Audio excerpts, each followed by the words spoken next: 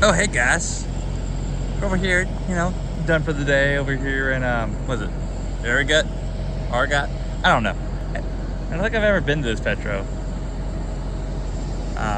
Which Knoxville is pretty busy anyways right now. Like, so I stopped perfect time. But let's do the reveal, shall we? Let's do it.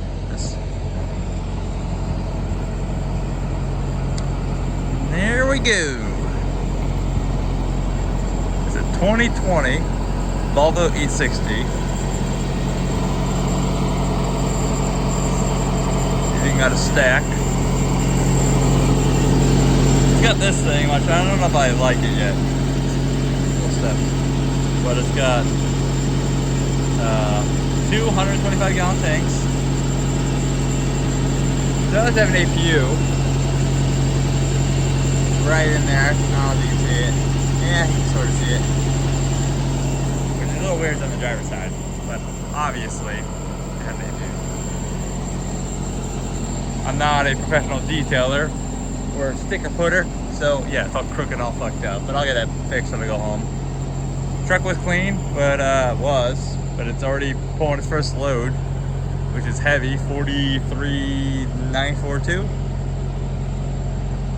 which makes this truck pretty heavy right now. But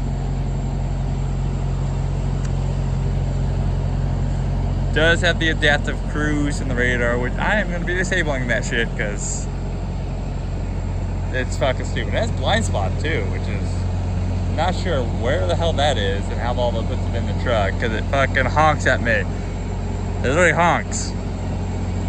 It's like, no shit, there's a car there. I have a mirror, obviously if I'm trying to get over, I can see the car. I can see a car in the mirror. Yeah, I don't know where the fuck the blind spot's coming from, but it's somewhere. Because I have it up on the E-pillar inside with a light. Ironically shows a truck versus car.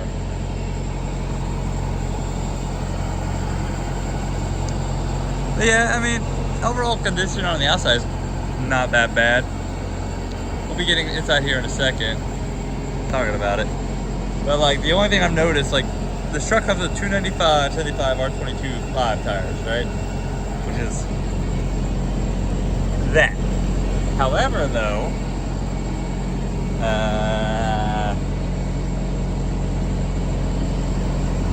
over here, I had to find it. 275, 80 R22 5s. So what I'm thinking has happened, and those are recaps. Or maybe, I don't know. It doesn't look like it actually. It just looks like they're worn. That's where it had to be cut. Actually, no, it doesn't look like they are recaps. Maybe. I don't know. These are pretty old tires. I'll be replacing. I would be replacing all. The steers are newer, but I'll be replacing these drives at the end of the summer. But it seems to be that when these are original tires. Actually, I don't think they even are. I take that back. Continentals on the steers. I'm not too sure what came with this truck. I know it's 295. However, though, it seems to be whatever they had used or in good condition, they just put on to sell the truck. That's what I was trying to say. But it definitely has some wear. The tires, the tires at least aren't awful ones. And they at least put the correct size tires on opposite corners, and they put these ones on this though. So, but I'm also pretty sure it's giving me some vibration every now and then. Mostly when I'm having to pull uphill. Mostly, it seems to be. Yeah, like the steers are in pretty good condition.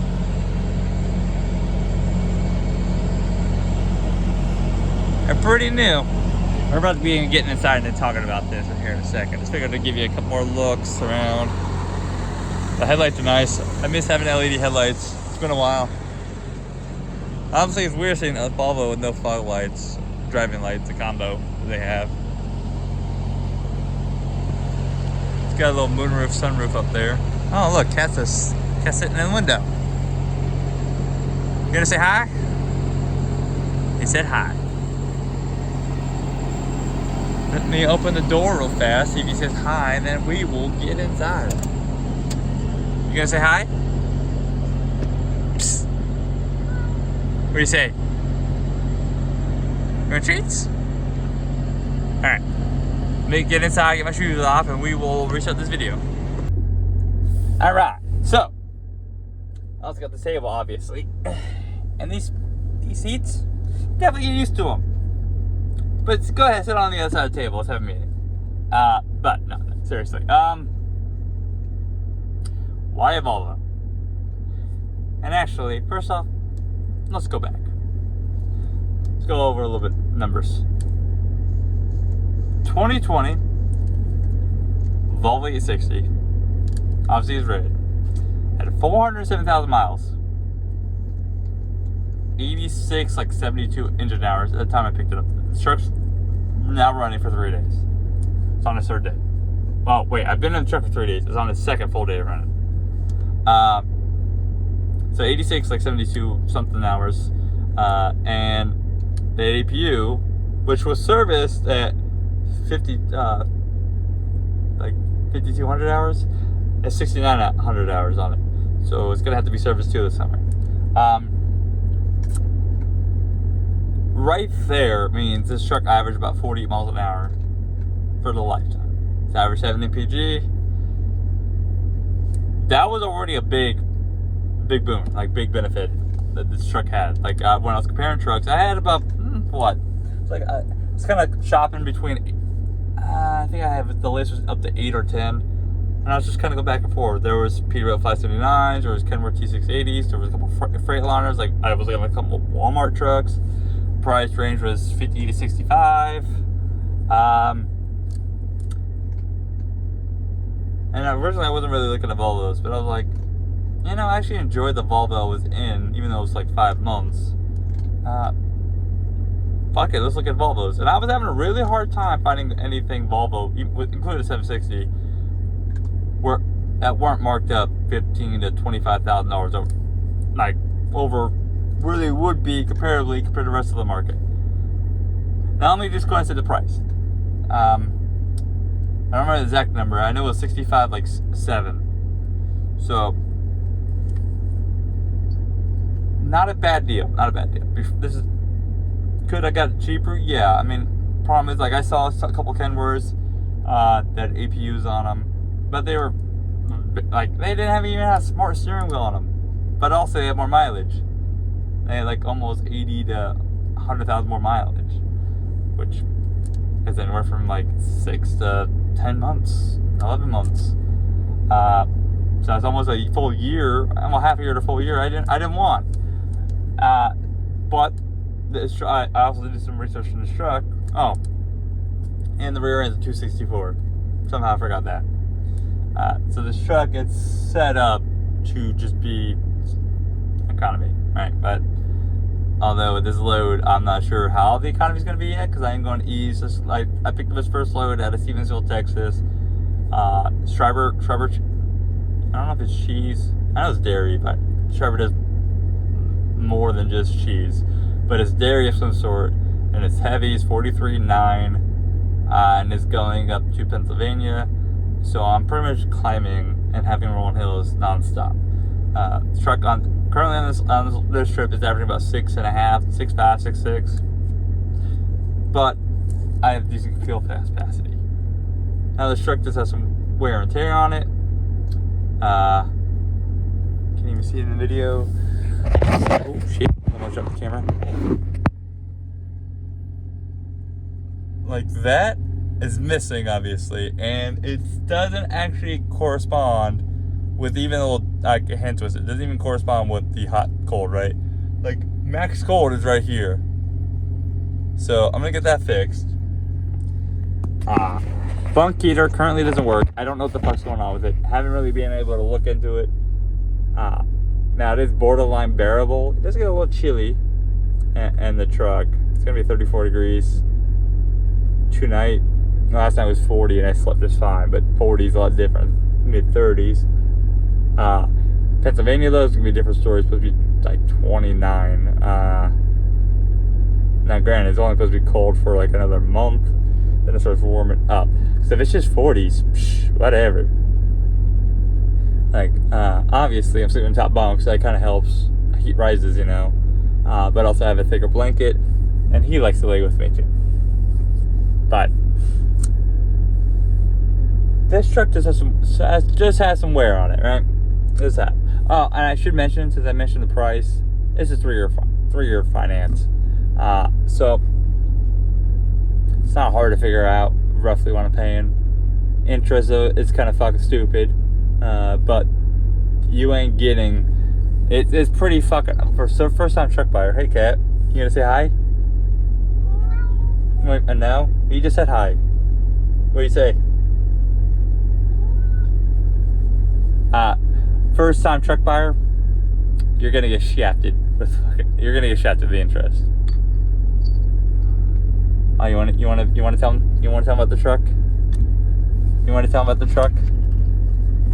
Come here, stupid. Yeah. This camera's not very stable right now. I don't have everything set up in this truck yet. I kind of tossed it in and sort of unpacked most of it. Like the stuff this camera's resting on, pretty much everything is on the bench. 2 totes and a shop vac. We're going home when I go home.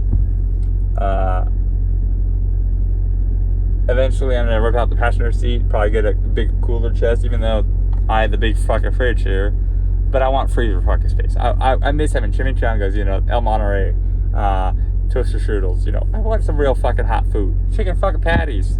Good. Let's be honest though, because right now I've pretty much been eating a high sodium diet, which isn't exactly good. For example, I know, very off topic for a video about truck, but chow mein. Original Ben's like fucking rice bags that just go in the microwave pretty much, but like 210 milligrams of sodium. And I also eat this with tuna, salmon, chicken. Jesus Christ. 1300. This is like fucking 60% of your sodium right here, and I generally have to eat 2 of these because that fills me up. Oh, this bag is 380. My bad, not 260. Let me put that back real fast. But there is a lot. I've lost some storage space in this truck, obviously because I used to sleep down here and use the top bunk for storage. But I do have a lot more cabinets that are also huge. Like those drawers, huge. Fridge, compared to the other ones, factory, huge. Clothes space, about the same. Bought a Galan's microwave. That'll probably never air fry it, but if it happens, it happens. The moonroof. Why could I not cover that thing? Why is there no like button snaps or whatever? Speaking of button snaps, what the fuck is this shit? This shit's like so tight, barely fits, and then when you do, it doesn't actually cover the whole fucking window. The Volvo I was in had the little pull-up curtains, pull-up shades. I miss those. Maybe there's a way I can get those in here and convert them over. That'd be great. I'm gonna see, because that shit's stupid. It looks ugly too. I mean, look at this. It's like I had to like force it and stretch it to fit. And like I don't like, honestly, are these even the right curtains or right shades? Curtain, whatever, for these windows? I don't fucking know. I don't know. What are my plans for this truck? Well, first year, pretty much nothing till the summer. But like a couple months, I'll get a PM done this truck, just kind of get it there, get myself a baseline, because I know it had one recently-ish, because it did have new filters. But I don't know if everything was done. Like, I know the engine air filter was fucking trash. It's pretty brown, it's pretty black. I do know, ECM came back clean too. So I do know they relatively took care of this truck. Right? Because, I mean, I'll say they cared enough to service the APU. This truck drives straight. Like, blew my fucking mind, right? I'm so used to getting into trucks who've been used or not new or whatever, just, even barely driven, right? Or hell, even fucking new, and it pulls one way or another. This fucker just Goes right down. I mean, I know it looks like I'm going off screen, but I'm not. Goes right down the middle of the fucking road. And the steering's tight. It was. I mean, if they cared enough to do an alignment on the truck, obviously they cared enough. But to be honest, I expected to have issues in this truck anyways before I even got into it.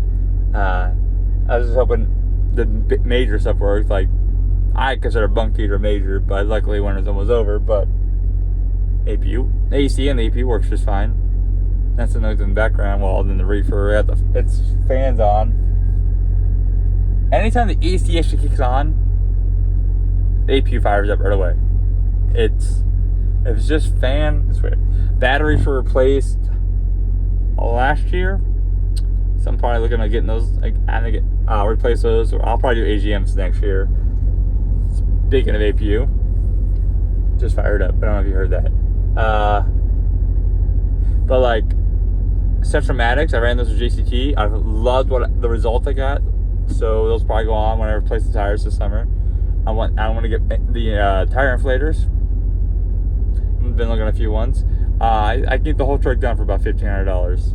I'm pretty sure though, that's for drives. But I'm pretty sure I've seen it you can get for the steers. Don't quote me, but I'm pretty sure. This does have a weight gauge on the truck, obviously. No, not obviously, but sometimes they say words for no fucking reason, I guess. It does have the I-shift. I guess you should mention the horsepower. 425 currently with 1750.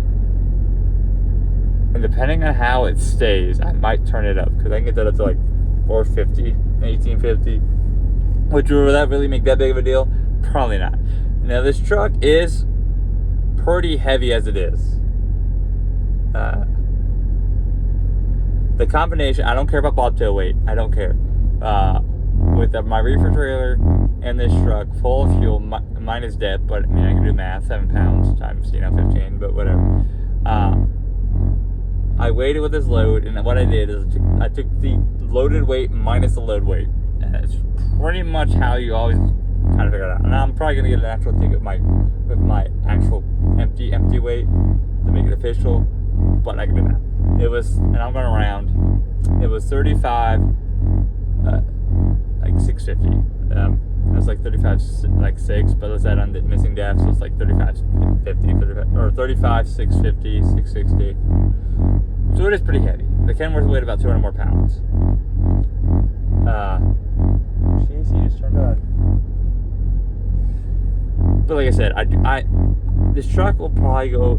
Actually, this truck's gonna go to the shop anyways to get a DOT inspection and to kind of get looked over. Just let's be honest, I can't see everything on this truck. I can't.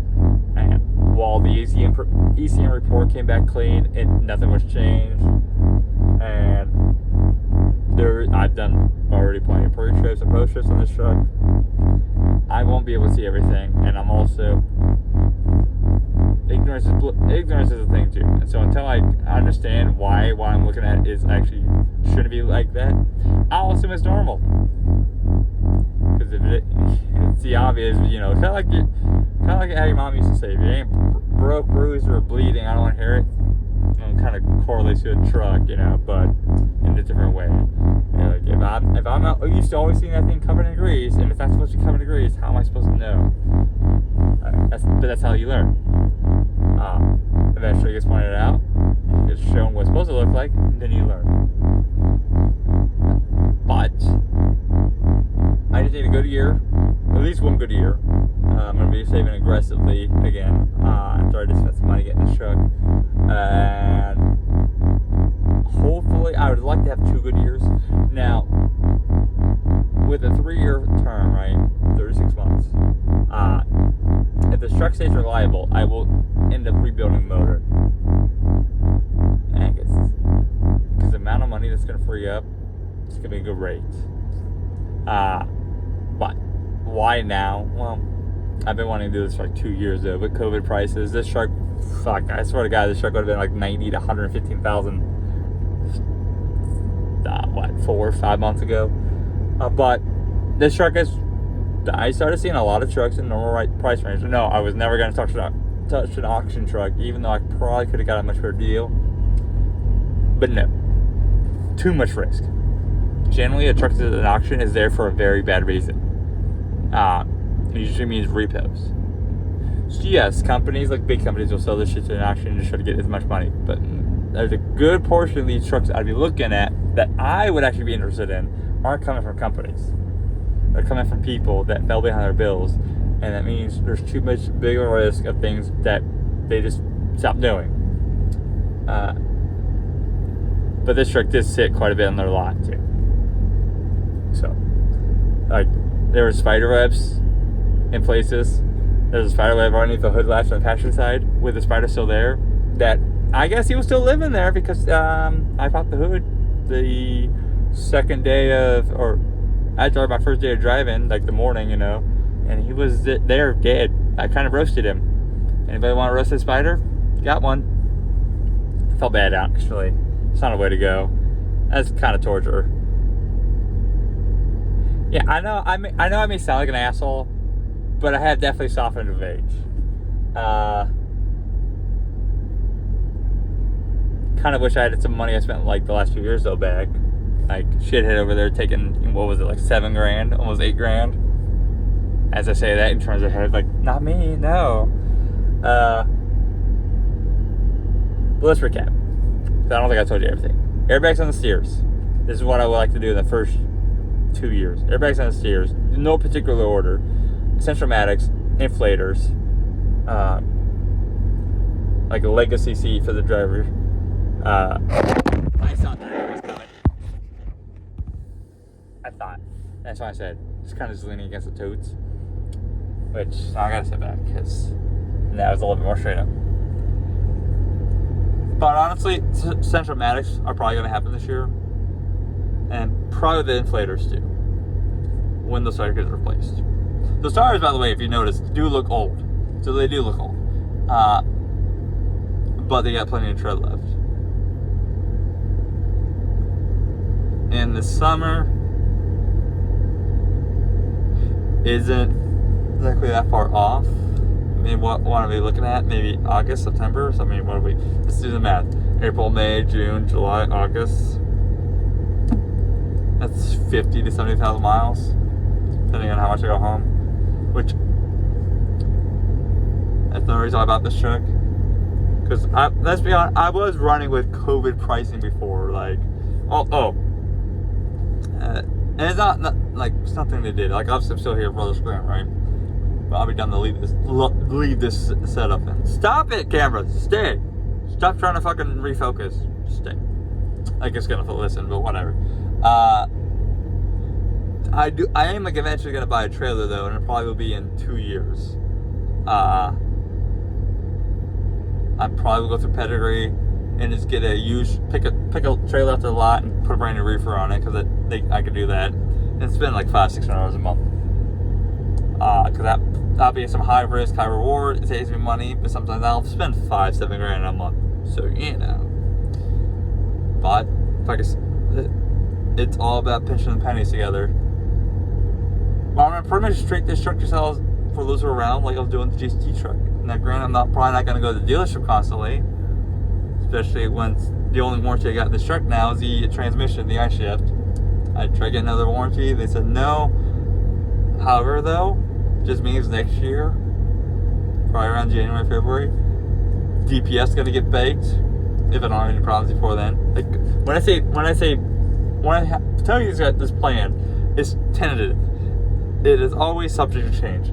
Something could happen where I'm like, you know what? Let's go ahead and do this while I'm here, because you'll never get. I don't know, if I'll have any more luck or bad luck, But DPF gonna get baked probably starting next year. This doesn't have disc brakes, but I think it has the axles that are set up for an each conversion, which cut down the cost. I think it's like $2,500 per axle at that point, which probably be the end of the life. When I'm doing a rebuild, if I can put disc brakes on it, because let me tell you, disc brakes are nice and they are worth the investment.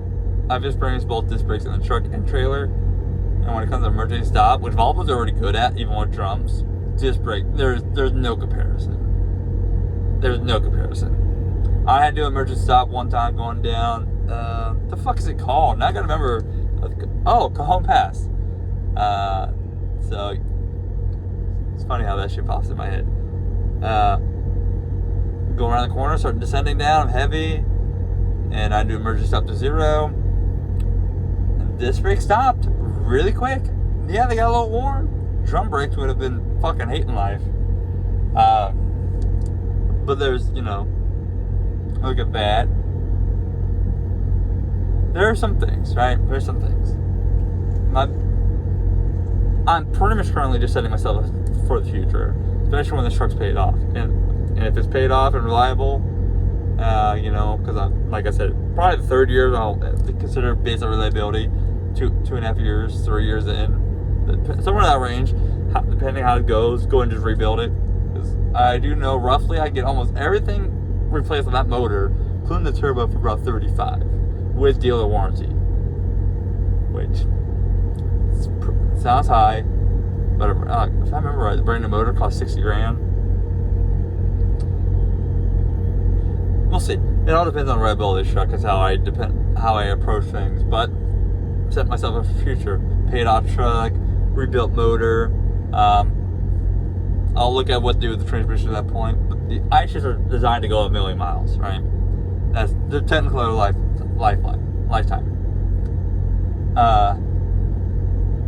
Fuck it, if all of a sudden I don't feel like working for 3 months, I don't have to work for 3 months.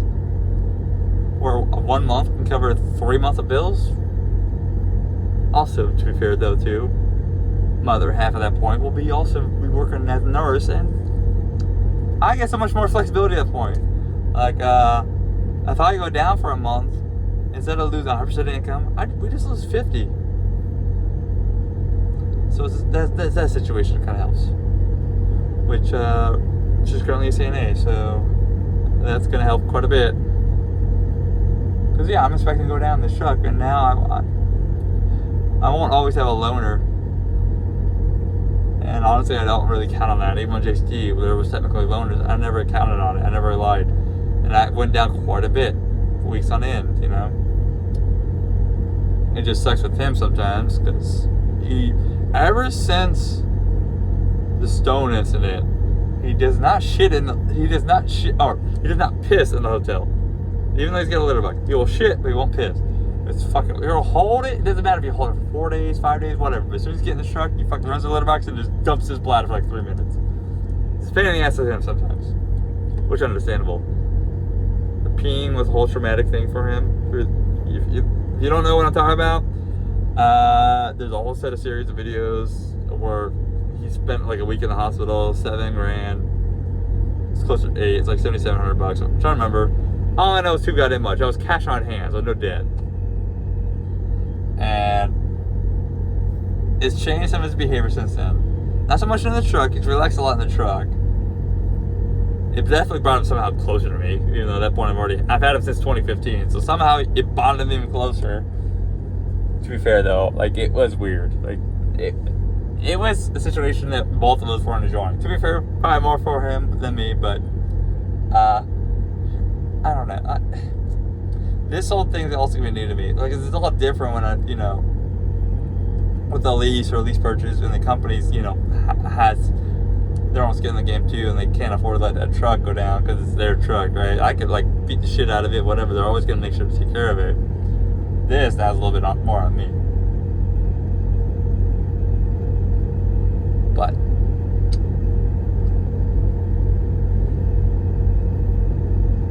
But I will do what I was doing with GT trucks. I took good care of it, and I kind of went overboard with the maintenance. Like, I got 2 alignments a year, which also meant a rotation at the same time. I don't know intervals I'll do. Maybe every 3-4 months, probably 3 months I'll do. So 4 PMs a year, which it's fucking full synthetic oil. Like, let's stop it. It's not conventional shit. I do know the pretty much all front end is brand new. So like the steers are brand new, the drums are brand new, the pads are, I guess you call them pads, are brand new. Not so much about I'm trying to remember the rears. They're pretty close. I know there's a huge size difference between the front two, the front and the rear. Let's see what else.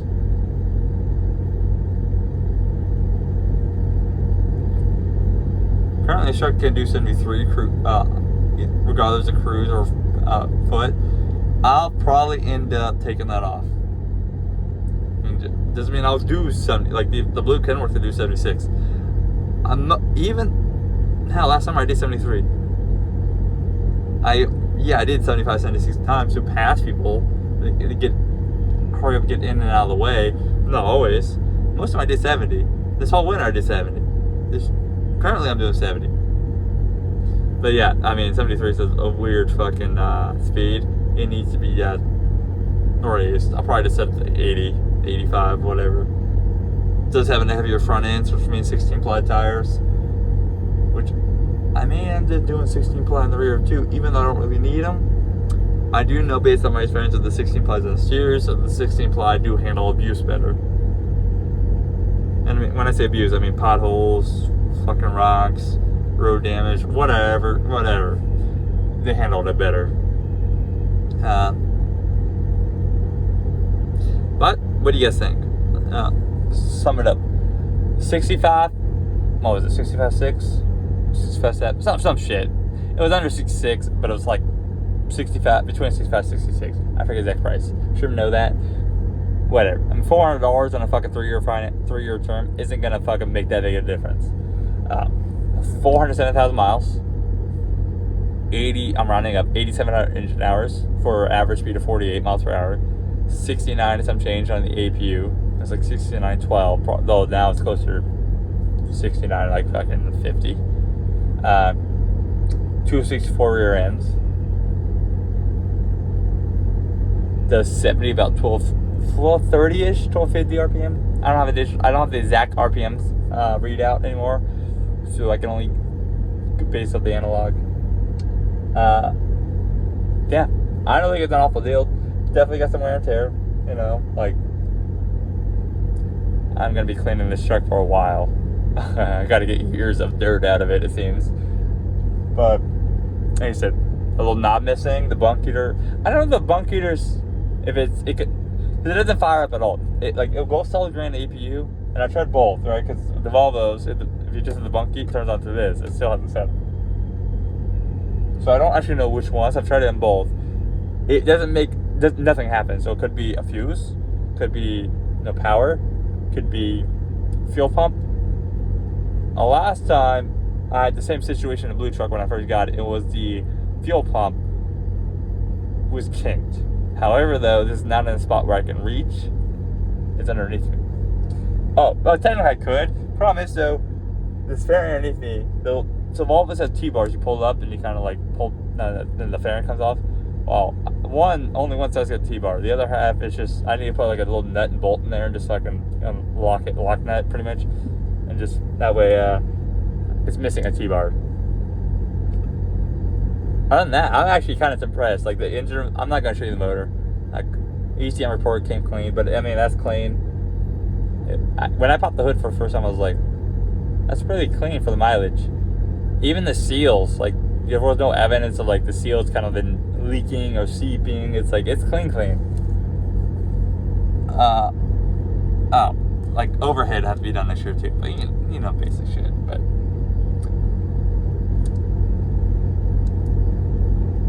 I'm just hoping this truck will will be good to me.